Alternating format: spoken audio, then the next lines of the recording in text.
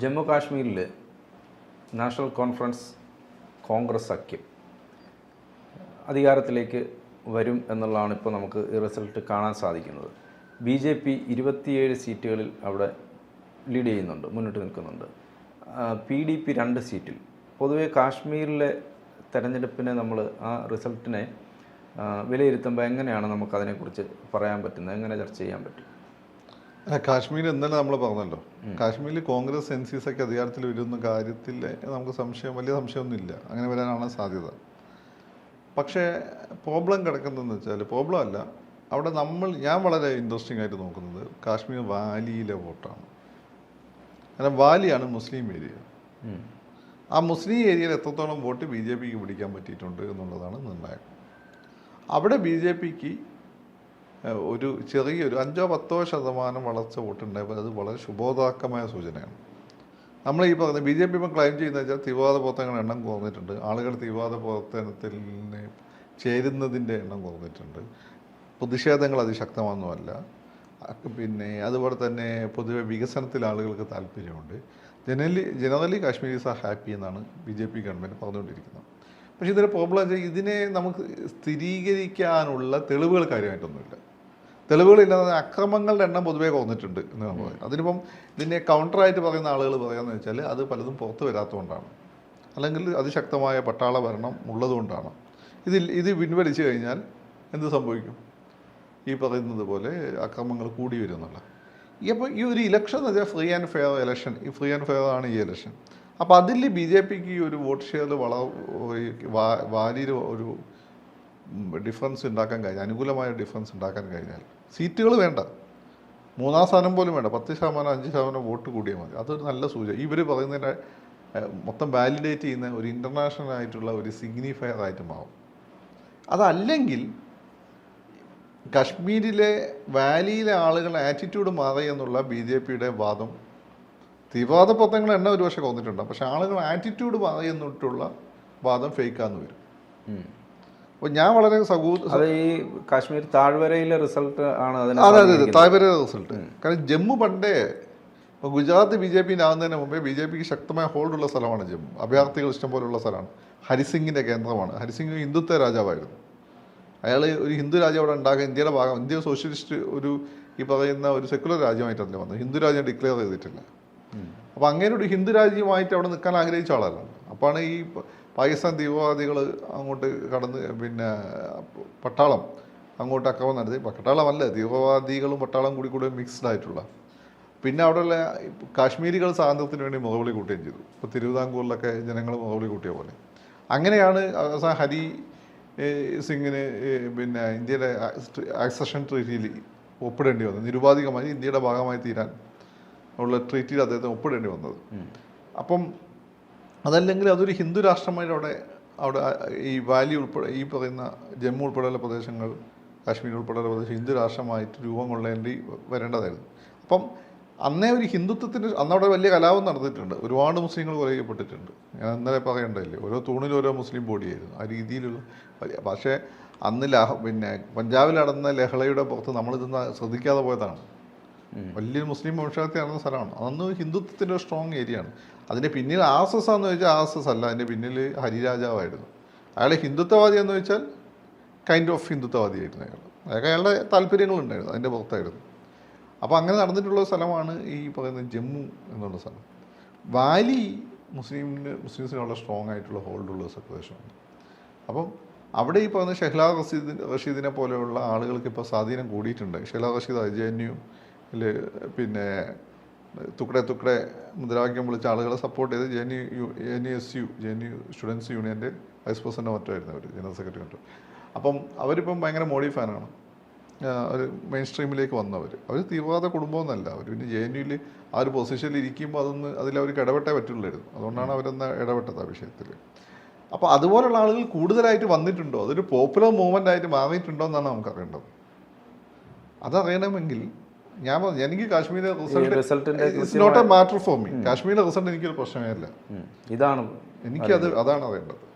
അത് കുറച്ചുകൂടെ കുറച്ചുകൂടി കഴിഞ്ഞാൽ നമുക്ക് details റിസൾട്ട് വന്നതിന് ശേഷം ഇലക്ഷൻ കമ്മീഷന്റെ അപ്ഡേറ്റ്സ് അതിലേ നമുക്ക് മനസ്സിലാവും. നമുക്കിപ്പോൾ അത് ബി ജെ പിന്റെ വോട്ട് ഷെയറിൽ എത്ര മാറ്റം വന്നത്, അതാണ് അതിൽ ഇമ്പോർട്ടൻറ്റ്. ബി ജെ പി അവിടെ തട്ടിക്കൂടി വന്നു. ഇപ്പം ബി ജെ പി 4 സീറ്റ് 20 സീറ്റോളം ഉണ്ടല്ലോ അല്ലേ ജമ്മുവിൽ ഇപ്പം ലീഡ് ചെയ്യുന്നു ബി ജെ പി. അതൊക്കെ ഉപയോഗിച്ചാൽ ബി ജെ പി വേണമെങ്കിൽ തട്ടിക്കൂടി മന്ത്രിസഭയൊക്കെ ഉണ്ടാക്കാൻ ബി ജെ പിക്ക് പറ്റും, അതിൽ കാര്യമൊന്നുമില്ല. പക്ഷേ ഇപ്പോൾ ഇവര് 43+8 8 അതേഴ്സ് അല്ലേ, 8 കോൺഗ്രസും 43 നാഷണൽ കോൺഫറൻസ്. മറ്റേ അവർക്ക് അവാമി ലീഗ് അല്ല അവാമി ലീഗ് മറ്റേ PDP 2 സീറ്റ്, അതാണ് സീറ്റ്. പക്ഷേ അല്ല ബി ജെ പിയെ സംബന്ധിച്ചാൽ ബി ജെ പിക്ക് ഒരു പിളപ്പിക്കാനോ തട്ടിക്കൂട്ട് മന്ത്രിസഭ ഉണ്ടാക്കാനോ അവർക്ക് പറ്റുകയൊക്കെ ചെയ്യും. അതൊന്നും എൻ്റെ കൺസേൺ അല്ല, അവിടെ ആര് ഭരിക്കുന്നു എന്നുള്ളത്. ആര് ഭരിച്ചാലും അവിടെ കേന്ദ്രത്തിൻ്റെ ശക്തമായ കൺട്രോൾ ഉണ്ടാവും. അവിടെ ഞാൻ നോക്കുന്നത് ഈ പറഞ്ഞ മാറ്റം നമ്മളൊക്കെ നോക്കുന്നത് അതാണ്, ഫണ്ടമെൻ്റൽ എന്ത് ചേഞ്ച് വന്നു എന്നുള്ളത്. ഇലക്ഷൻ ആര് വരുന്നു പോകുന്നുള്ളതെന്ന് ഞാൻ സത്യമായിരിക്കുകയല്ലേ. ഇവിടെ ആര് കഴിച്ചാലും നാട്ടിൽ എന്ത് വിരോധം ഉണ്ടാവുന്നു, വോട്ട് ഷെയറിൽ ഉണ്ടാവുന്ന മാറ്റം ആറ്റിറ്റ്യൂഡ് ഉണ്ടാവുന്ന മാറ്റമാണ്. അതാണ് ഞാൻ പ്രധാനമായിട്ടും നോക്കാറുള്ളത്. അപ്പോൾ അതിൽ വാലിയിലെ വോട്ട് വളരെ നിർണായകമാണ്. ഇപ്പം ലഡാക്ക് വേറെ ഏരിയ ആയിട്ട് പോയി. ലഡാക്കിൽ ഈ പറഞ്ഞ ബി ജെ പിക്ക് അനുകൂലമായിട്ട് വലിയ ബുദ്ധിസ്റ്റുകളുടെ ഇടയിലൊക്കെ വലിയ മാറ്റം വന്നിട്ടുള്ള സ്ഥലമാണ്. ജമ്മുവിലുണ്ട്. പക്ഷേ വാലിയിൽ ആണ് മുസ്ലിം ഏരിയ. അവിടെ എന്ത് മാറ്റം വന്നു, അവിടെ വന്നാൽ ബി ജെ പിക്ക് ഭയങ്കര ഗുണമായിരിക്കും. ബി ജെ പി ഗുണം മാത്രം രാഷ്ട്രത്തിന് ഗുണം, സന്ദേശമാണത്. അതായത് ഈ പലസ്തീൻ വിഷയമാണ് ലോകത്തെല്ലായിടത്തുള്ള മുസ്ലിം പ്രോബ്ലത്തിൻ്റെ അടിസ്ഥാനം എന്ന് പറയുന്നത്. ഇന്ത്യയിലെ മുസ്ലിം പ്രോബ്ലത്തിൻ്റെ അടിസ്ഥാനം കശ്മീരാണ്. അപ്പോൾ കശ്മീരിലെ മുസ്ലിംസിൻ്റെ ഇടയിൽ അങ്ങനെ മാറ്റം വന്നാൽ ഇവിടെ പലരും നിശബ്ദരാവേണ്ടി വരും. അതാണ് ഞാൻ നോക്കുന്നത്. പലപ്പോഴും നമ്മൾ ഈ കാശ്മീരിലൊക്കെ തിരഞ്ഞെടുപ്പ്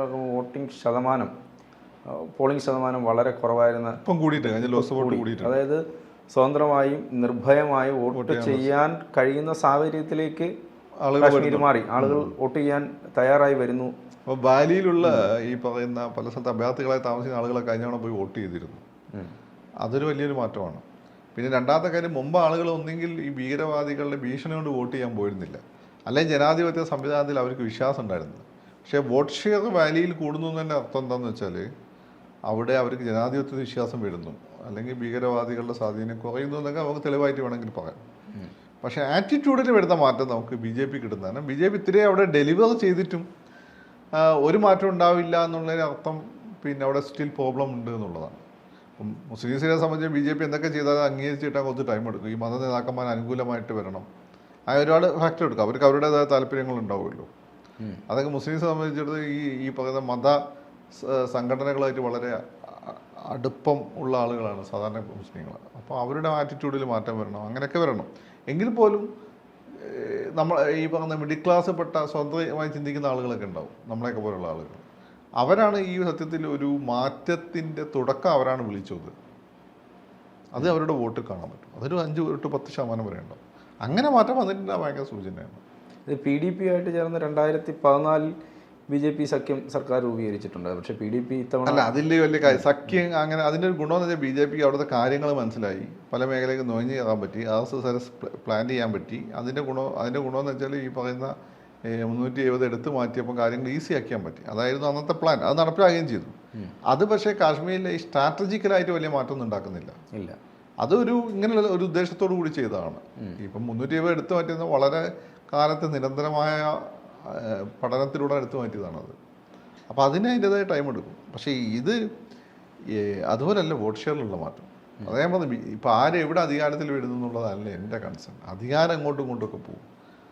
എൻ്റെ മൗലികമായി വരുന്ന മാറ്റങ്ങളാണ് ഞാനിപ്പോൾ ഒരു ഇലക്ഷൻ്റെ റിസൾട്ടിൽ നോക്കാറുള്ളൂ. അതിലേ പ്രതീക്ഷയുള്ളൂ. അത് ഞാനിപ്പോൾ നിങ്ങൾ ബംഗാളിലെ ഇലക്ഷൻ, ബുദ്ധദേവിൻ്റെ ലാസ്റ്റ് ഇലക്ഷൻ, ബംഗാളിലെ ആ ഇലക്ഷനിൽ CPM നടത്തിയ വിലയിരുത്തലുണ്ട്. കൽക്കത്തയിൽ നമുക്ക് ഇതുവരെ കിട്ടാത്ത മേഖലകൾ നമ്മൾ വൻ വിജയം നേടിയത് തികച്ചും ശ്രദ്ധേയമായ അഭിനന്ദനാർഹമായ കാര്യമാണ്. എന്നാൽ നമ്മുടെ അടിസ്ഥാന മേഖലയായ ഗ്രാമീണ മേഖലയിൽ നമുക്ക് 5% വോട്ട് കുറഞ്ഞിരിക്കുന്നു. അവിടെ തൊട്ട് തുടങ്ങി. അതാണ് ഇമ്പോർട്ടൻറ്റ്. അത് നമ്മൾ ശ്രദ്ധിക്കേണ്ടതുണ്ട്. ഞാൻ അന്നും ശ്രദ്ധിച്ചത് അതാണ്. ഈ 5% വോട്ട് പോയി അതിൻ്റെ റിപ്ലിക്കേഷൻസ് എന്തായിരിക്കും. CPM മെൻറ്റ് ചെയ്യാൻ പറ്റിയില്ല. ഇപ്പോൾ അവിടെ പാർട്ടി ഇല്ലാത്ത അവസ്ഥയായി. അത്തരം ഘടകങ്ങൾ ഞാനപ്പോൾ BJPയുടെ വോട്ട് ഷെയറാണ് ഞാൻ എല്ലാ സമയത്തും നോക്കിക്കൊണ്ടിരുന്നത്. അപ്പോൾ സംഘത്തിൻ്റെ കേരളത്തെ സ്വാധീനം എനിക്ക് BJPന് വോട്ട് ഷെയർ ഒത്തിരി വരുന്നു. അത് ഓരോ വോട്ട് ഷെയറിൽ വരുന്ന മാറ്റം നമുക്കൊരു താൽക്കാലികവും ദൂരവ്യാപകവുമായിട്ടുള്ള ഫലങ്ങളെപ്പറ്റി ഒരു കൃത്യമായ ധാരണ തരുന്നതാണ്. BJP ഇപ്പം കേരളത്തിൽ വളരെ അനുകൂലമായ സാഹചര്യത്തിൽ 20% ത്രഷോൾഡ് അവർ കടന്നിരിക്കുകയാണ്. അതെ 20%. ഇവിടുന്ന് അവർ പക്ഷേ ബി ജെ പിയുടെ കേരളത്തെ രീതി സിക്സ് ആക്കിയാണ്. അവർ അങ്ങോട്ടും ഇങ്ങോട്ടും ഏത് രീതിയിലും പോകും. മറ്റു സ്ഥലങ്ങളെ പോലെ നമുക്ക് ഉറപ്പിക്കാൻ പറ്റില്ല. അത് സംസ്ഥാന ലീഡർഷിപ്പിൻ്റെ പ്രവർത്തനമൊക്കെ അതിൽ വളരെ നിർണായകമാണ് ഇലക്ഷൻ സമയത്ത്. ഇനിയിപ്പോൾ അടുത്ത ഇലക്ഷനും കൂടി ഈ റിസൾട്ട് ബി ജെ പിൻ്റെ ഏറ്റവും വലിയ പക്ഷേ കണ്ടിന്യൂസ് ആയിട്ട് അവർക്ക് വലിയ മാറ്റങ്ങൾ കേരളത്തിലെ ഇലക്ഷൻ റിസൾട്ട് കണ്ടിന്യൂസ് വരുത്താൻ പറ്റുന്നില്ല. ഒരു ഇലക്ഷൻ ഒരുപാട് പോയിട്ടുണ്ട്, അടുത്ത ഇലക്ഷന് കുറച്ച് മാത്രം വളർച്ച. അതിൻ്റെ അടുത്ത ഇലക്ഷനിൽ പടപലങ്ങ പോലെ താഴോട്ട് പോവുകയും ചെയ്യും. എന്തായാലും കാശ്മീരിലെ നമുക്ക് ഈ കാശ്മീർ താഴ്വരയിൽ എത്ര ശതമാനം വോട്ട് അതാണ് ബി ജെ പി നേടിയിട്ടുണ്ടോ എന്നുള്ളത് പിന്നാലെ വരുന്ന കണക്കുകൾ അതാണ് അനലൈസ് ചെയ്യേണ്ടത്. കാരണം നമുക്ക് സെൻസസ് ഡാറ്റ കിട്ടുന്നില്ലല്ലോ. സെൻസസ് ഡാറ്റ കിട്ടിയാൽ ബി ജെ പിയുടെ ഈ ക്ലെയിം വാലിഡേറ്റ് ചെയ്യാനോ ഫോൾസിഫൈ ചെയ്യാനോ നമുക്ക് എളുപ്പമാണ്. സെൻസസ് ഡാറ്റ വന്നിട്ടില്ല. അതാണ് ബി ജെ പി ഇപ്പം നേരിടുന്ന വലിയ ക്രെഡിബിലിറ്റി ക്രൈസിസ്. അതാണ് എന്തുകൊണ്ട് സെൻസസ് ഡാറ്റ വരുന്നില്ല. അത് വന്നു കഴിഞ്ഞാൽ നമുക്ക് ഈ പറയുന്ന അല്ലെങ്കിൽ ഈ ഗവൺമെൻറ്റിൻ്റെ കണക്കുകൾ പലതും കുക്കപ്പ് ചെയ്യാനൊക്കെ പറ്റും. ഇൻ്റർനാഷണൽ പിന്നെ ഓർഗനൈസേഷൻ ഉണ്ട്, അവരെ പോയി മോഡിയെയും ബി ജെ പിയെയും ഇന്ത്യയും ടാർണിഷ് ചെയ്യാൻ ശ്രമിക്കുന്ന ആളുകളാണ്. അതും നമുക്ക് വിശ്വാസത എടുക്കാൻ പറ്റില്ല. ഒന്ന് വളരെ അനുകൂലമായ ഡാറ്റ ഇടുന്നു, ഇൻ്റർനാഷണൽ ഏജൻസികൾ നേരെ ഓപ്പോസിറ്റ് ഡാറ്റ തരുന്നു. നമുക്ക് അനുഭവപ്പെടുന്ന യാഥാർത്ഥ്യം ഇതിൻ്റെ രണ്ടിൻ്റെ ഇടയിലാണ്. ഒരു മാറ്റം ഇവിടെ ഉണ്ട്, അത് പോസിറ്റീവായിട്ടുള്ള മാറ്റമാണ്. ആ ജനങ്ങൾ ഇലക്ഷൻ റിസൾട്ടിലൂടെ കാണിക്കുന്നുണ്ട്. പക്ഷെ അതിൻ്റെ അളവ് എത്രത്തോളം എന്ന് അറിയണമെങ്കിൽ ഈ സെൻസസ് ഡാറ്റ വരണം. കൂടുതൽ വാർത്തകളും വിശേഷങ്ങളും നിങ്ങളിലേക്ക് എത്താൻ ABC മലയാളം സബ്സ്ക്രൈബ് ചെയ്യുക, ബെൽ ബട്ടണും അമർത്തുക.